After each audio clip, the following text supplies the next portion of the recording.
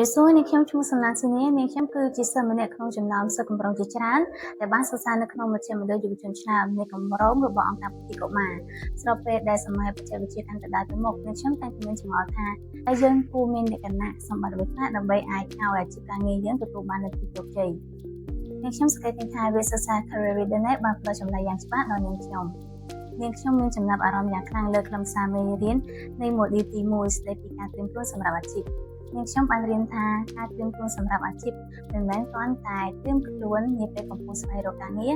ឬចិត្តទទួលបានការងារណាមួយនោះទេប៉ុន្តែវាគឺជាការត្រៀមខ្លួនទាំងសមត្ថភាពចំណេះដឹងយ៉ាងរួចរាល់ក្នុងរយៈពេលយូរមុនទទួលបានការងារណាមួយ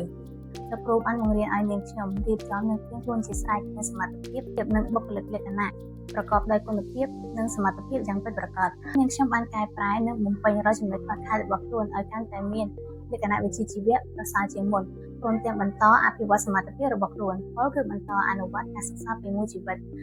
ចំណេះដឹងទាំងនេះគឺជាអាវុធដ៏មុតស្រួយដែលអាចធ្វើឲ្យនាងខ្ញុំ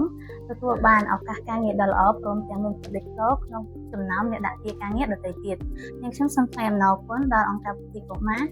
ព្រមទាំងសូមអរគុណជាពិសេសចំពោះអង្គការសម្រាប់សុបិនកុមារកម្ពុជាដែលបានផ្ដល់ចំណុចដល់ផ្ទាល់លើគម្រោងនេះពួកយើងពិតជាសូមអរគុណនិងថ្លែងអំណរគុណជាជ្រាលជ្រៅពីព្រោះគម្រោងនេះបានជួយពួកយើងឲ្យទទួលបាន